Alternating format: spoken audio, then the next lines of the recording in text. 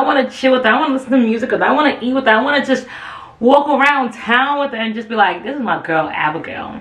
You know what? This is not worth it. Shout out to the servant and shout out to Abigail. It's absolutely wild. But doing evil, my guy is partying.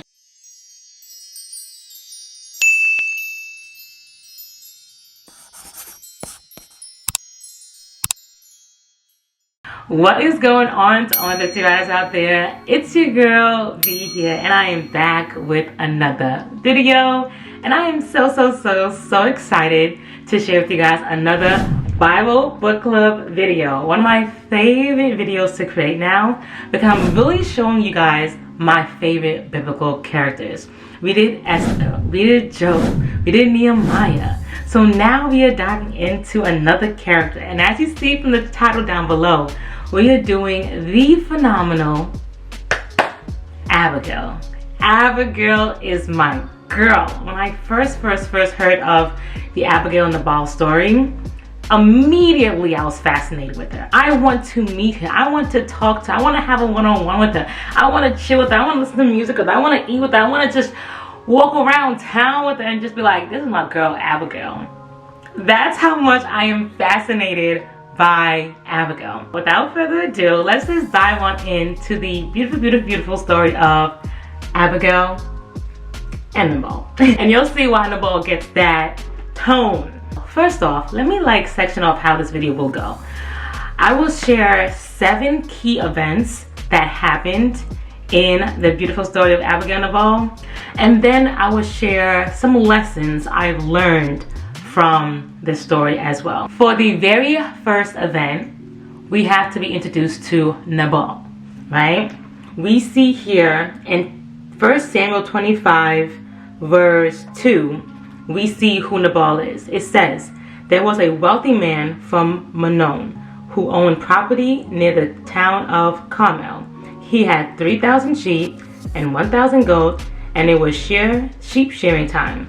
This man's name was Nabal, and his wife, Abigail, yes, was a sensible and beautiful woman. But Nabal, a descendant of Caleb, was crude and mean in all his dealings. So immediately, we have more information about Nabal, and from Abigail right now to give us a little teaser, we begin to see that he's a wealthy man who's not too nice. And we kind of can imagine what that man can look like, because with media and the movies and shows, we see what the rude, wealthy man can look like, right? Anyways, that's besides the point. Let's stick to the Bible. Okay, and now for point number 2. David's request for provisions. And we see this takes place in 1 Samuel 25 verse 4. Let's dive in. When David heard that Nabal was shearing his sheep, he sent 10 of his young men to Carmel with this message for Nabal: peace and prosperity to you, your family, and everything you own. You see, David is coming in peace. I am told that it is sheep shearing time. While your shepherds stayed among us in Carmel, we never harmed them, and nothing was ever stolen from them. Ask your own men, and they will tell you this is true. So would you be kind to us, since we have come at a time of celebration? Please share any provisions you might have on hand with us and with your friend David. So that was a message David sent to Nabal. David's young men sent this message to Nabal in David's name, and they waited for a reply. So we see that David reached out to Nabal for provisions, right? And the point of the story next is really what kicks off this whole story, really. And now we're gonna see how Nabal responds. But let's take a moment to look at David's response. He comes very humbly. Peace and prosperity to you, your family, and everything you own. Then he reminds Nabal of all that he has done, right? He's like, I never harmed any of your shepherds or stole from them, right? Letting him know I was good to you. And then he asks for provision. Point number 3 is Nabal's refusal. We saw this coming. We saw he was crude and mean in all his dealings, okay? So Nabal refuses, and we can see that in verse 10. Who is this fellow David? So it seemed like he forgot who David was, even though David gave a little reminder. Nabal sneered to his young men. Who does this son of Jesse think he is? There's a lot of servants these days who run away from their masters. Should I take my bread and my water and my meat that I've slaughtered from my shearers and give it to a band of outlaws who come from who knows where? Basically judging David as someone who isn't deserving of any kind gesture because he may be an outlaw who comes from who knows where, right? So David's young man returned and told him what Nabal had said. Woo! So now we see Nabal has refused to grant David provisions, right? And provisions is simply just items and essential needs to complete a particular task, right? And I'm sure the task here was the sheep shearing because they're talking about it was sheep shearing time, right? So David was simply asking for tools, items, and essentials to complete this task of possibly sheep shearing, right? And he says no. And not only does he say no, he kind of insults him. He's condescending towards him. He's rude towards him, disrespectful towards him. And it's just like, what did David do to warrant this? And even if David did do something to warrant this, it's kind of like, you could have responded kind. You know, you don't gotta treat evil with evil. You can sometimes, if evil's unto you, you can respond and by being kind. But no. Nabal received kindness and chose to respond with evilness. Point number 4 is where Abigail enters the chat. This is where we see where Abigail is this sensible and beautiful woman, inside and out, right? And she is more than just sensible and beautiful. And we're about to figure out, we're about to find out, right? So if you look to verse 14, and it says, meanwhile, one of Nabal's servants went to Abigail and told her. Shout out to that servant for telling Abigail, right? David sent messengers from the wilderness to greet our master, but he screamed insults at them. These men have been very good to us and have never suffered any harm from them. Nothing was stolen from us the whole time they were with us.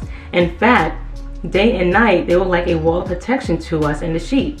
You need to know this and figure out what to do, for there is going to be trouble for our master and his whole family. He's so ill-tempered and no one can ever even talk to him.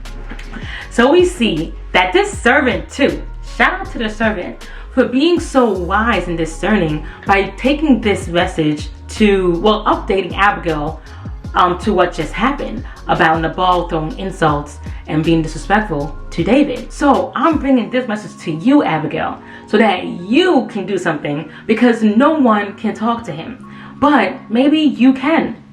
Or maybe you can find out something to do. The servant had to have known that Abigail is a wise and discerning woman to bring this message to Abigail, because why else bring it to Abigail? Because she could have been just a laid-back, calm, and person who doesn't want to intervene in nobody's business.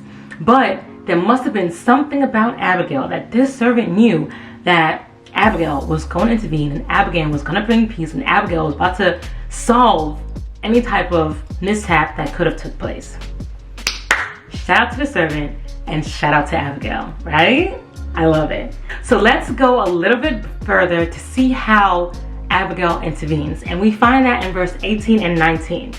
Abigail wasted no time. She quickly gathered 200 loaves of bread, 2 wineskins full of wine, 5 sheep that had been slaughtered, nearly a bushel of roasted grain, 100 clusters of raisin, and 200 fig cakes.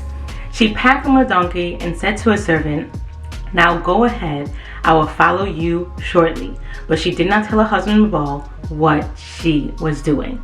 So we see this is how Abigail intervenes. So we see Abigail is not playing.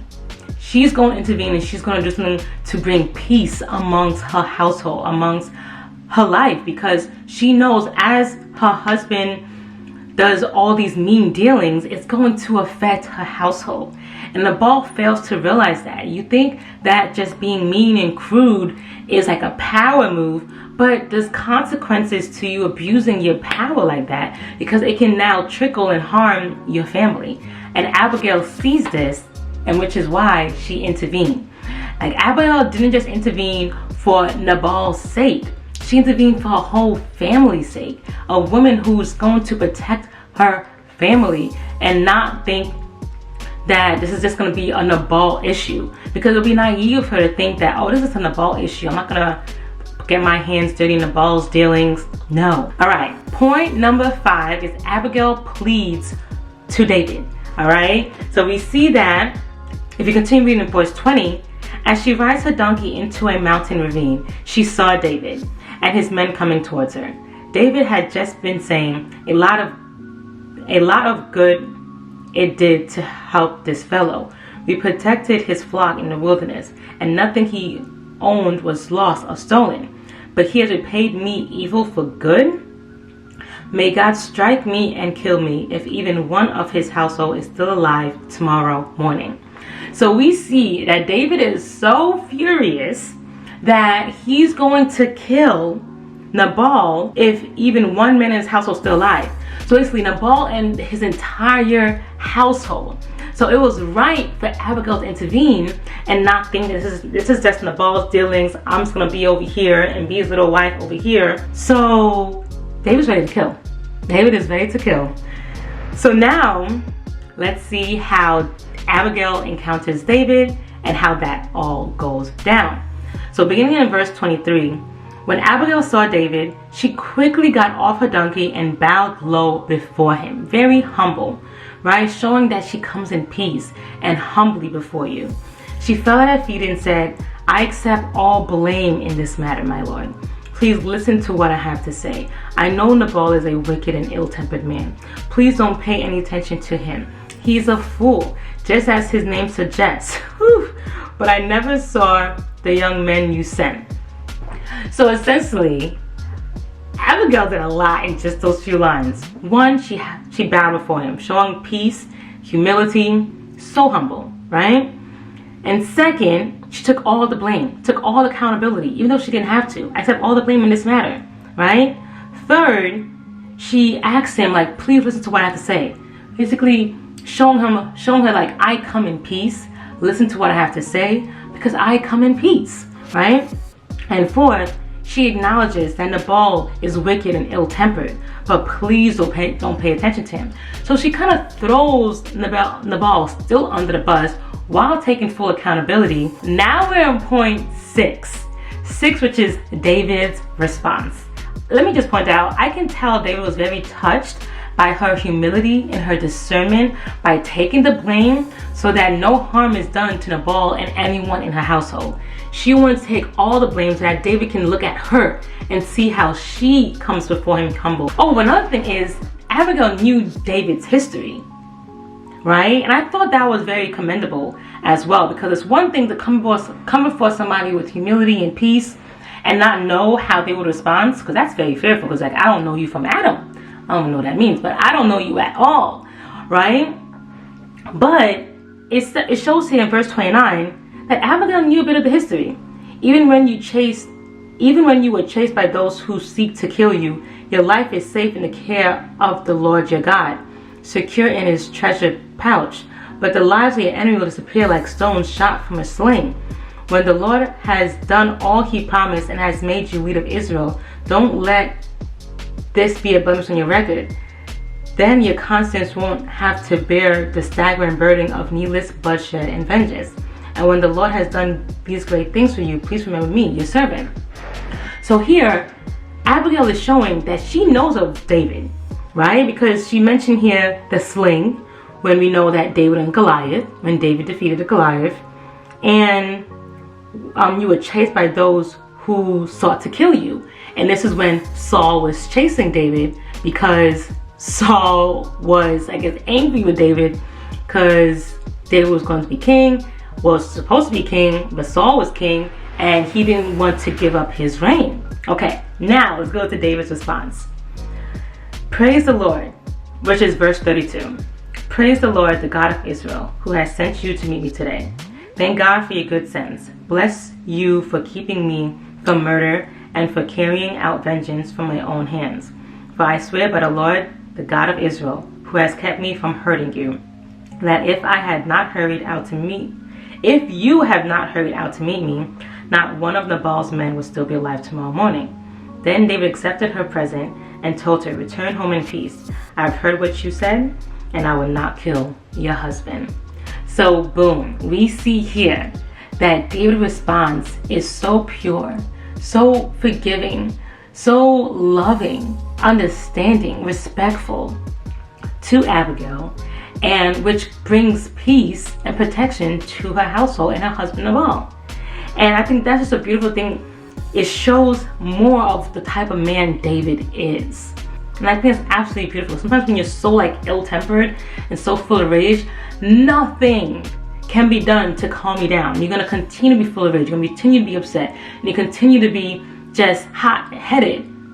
But David seems to be someone who can calm down, who can collect his thoughts, and who can accept that, you know what, this is not worth it. And now for the last and final point, which is Nabal's death. And I didn't see this coming like this, but it's absolutely wild. So if you look at verse 36, when Abigail arrived home, she found that Nabal was throwing a big party and was celebrating like a king. Nabal is unfazed by his evil acts and what he does to other people and how he treats other people. And that is so, like, I find people like that so, like, fascinating. Because whenever I do something wrong, I am full of guilt for weeks, months. Even after I apologize and I receive forgiveness, I still struggle with the guilt of, like, how can I do that? I said that, I hurt their feelings, I did something wrong. I am eaten alive with guilt day and night. But we see here Nabal is throwing a party and partying like a king, right? He was very drunk, so she did not tell him anything about her meeting with David until dawn the next day. In the morning, when Nabal was sober, his wife told him what had happened. So I find this interesting too. Like, Abigail could have just like let everything go, not tell her husband anything, and just carry on with life. But Abigail's still showing the type of person she is. It's like, I'm going to be open and honest and transparent with my husband, what I did, and update him on the outcomes. So she tells him everything, right? As a result, he had a stroke. Nabal had a stroke. It's kind of like kindness was his kryptonite. It's like he couldn't be kind, but doing evil, my guy is partying. But once like he hears of kindness, he's like, like he goes into a stroke. He lay paralyzed on his bed like a stone. About 10 days later, the Lord struck him and he died. How wild is that? Our guy Nabal is dead after hearing the kind gesture that Abigail did to save the household. Did he have a stroke because he heard the kind gesture that Abigail did? Or did he have a stroke because of the harm that David could have done to his family? Or did he have a stroke because it was his wife that saved the day and he couldn't just fathom a woman saving the household? Because usually the men take the role of protecting, and we see now that Abigail stepped in and took that role of protecting the household. There's this weird thing of like women saving the day. Even when Queen Deborah was queen, and she's like, listen, if I come with you to battle, then it's gonna be known that you won this battle with a woman by your side, right? Like, she had to let them know, like, is this what you want, right? So this is like essentially how my mind is processing now to hear that Nabal had a stroke. And I'm wondering, like, is it because your woman saved the household and not you? Is this like, what triggered this stroke? Maybe it's just God just triggered the stroke. We're not sure. But he had a stroke, paralyzed, and then died 10 days later. And that is the end of the story of Nabal. I did a quick like Instagram reel where you guys can see here like a 90-second reel of the video, but I just love this story so much that I had to bring it to you to the YouTube platform and do a full Bible book club video because I enjoyed it just that much. All right, a few things that I learned from the story is wisdom, discernment, humility, and courage. All traits that Abigail had that I too want to have as a woman, right? Because I too am a wife, I too am a woman, and I too want to help my spouse in areas that I see he may be weak in, you know, and then help him grow and be stronger in those areas, and not let there ever be a time where evil can ever come and harm our family, right? So I too want to have those traits that Abigail had. She had discernment by realizing that this is not going to result in anything good if I just sit back. So she intervened. She had wisdom by knowing exactly what to do. She gathered this whole feast to bring it to David. She had humility by bowing down before David, taking accountability, coming in peace, humbly. And she had courage. She didn't know the outcome this would bring. David could have just slaughtered her alone and went out his way. And then Nabal would have been safe, coated up in his home. She had the courage to put her life on the line, right? And come before David. And we see that David, a man of God, right, responded, so touched that he didn't later marry Abigail because of her wisdom and discernment.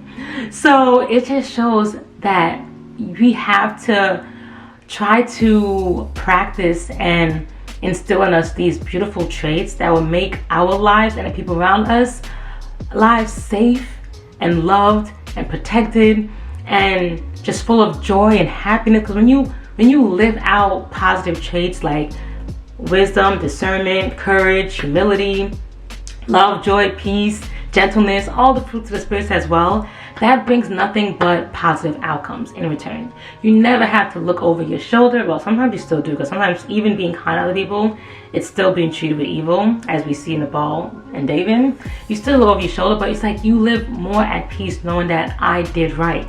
Like I said, like when I do something wrong, I am up at night full of guilt, eating me alive, right? When you do right, you have more peace, right?